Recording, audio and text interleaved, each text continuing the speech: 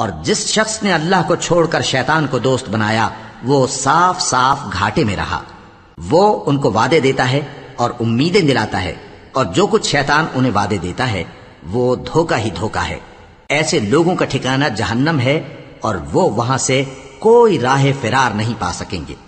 اور جو لوگ ایمان لائے اور نیک کام کرتے رہے ان کو ہم بہشتوں میں داخل کریں گے جن کے نیچے نہریں جاری ہیں، وہ ہمیشہ ہمیشہ ان میں رہیں گے۔ یہ اللہ کا سچا وعدہ ہے، اور اللہ سے زیادہ بات کا سچا کون ہو سکتا ہے؟ مسلمانوں، نجات نہ تو تمہاری آرزوؤں پر ہے اور نہ اہل کتاب کی آرزوؤں پر۔ جو شخص برائی کرے گا اسے اسی طرح کا بدلہ دیا جائے گا، اور وہ اللہ کے سوا نہ کسی کو حمایتی پائے گا اور نہ مددگار۔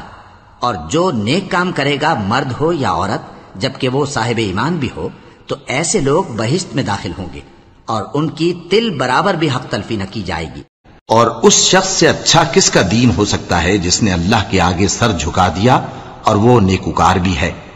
اور ابراہیم کے دین کا پیرو ہے جو یکسو یعنی ایک اللہ کے ہو رہے تھے، اور اللہ نے ابراہیم کو اپنا دوست بنایا تھا، اور آسمان اور زمین میں جو کچھ ہے سب اللہ ہی کا ہے، اور اللہ ہر چیز کا احاطہ کیے ہوئے ہے۔ اے پیغمبر، لوگ تم سے یتیم عورتوں کے بارے میں فتویٰ طلب کرتے ہیں، کہہ دو کہ اللہ تم کو ان کے ساتھ نکاح کرنے کے معاملے میں اجازت دیتا ہے، اور جو حکم اس کتاب میں پہلے دیا گیا ہے وہ ان یتیم عورتوں کے بارے میں ہے جن کو تم ان کا حق تو دیتے نہیں، اور خواہش رکھتے ہو کہ ان کے ساتھ نکاح کر لو، اور نیز بیچارے بے کس بچوں کے بارے میں، اور یہ بھی حکم دیتا ہے کہ یتیموں کے بارے میں انصاف پر قائم رہو، اور جو بھلائی تم کرو گے تو بے شک اللہ اس کو جانتا ہے۔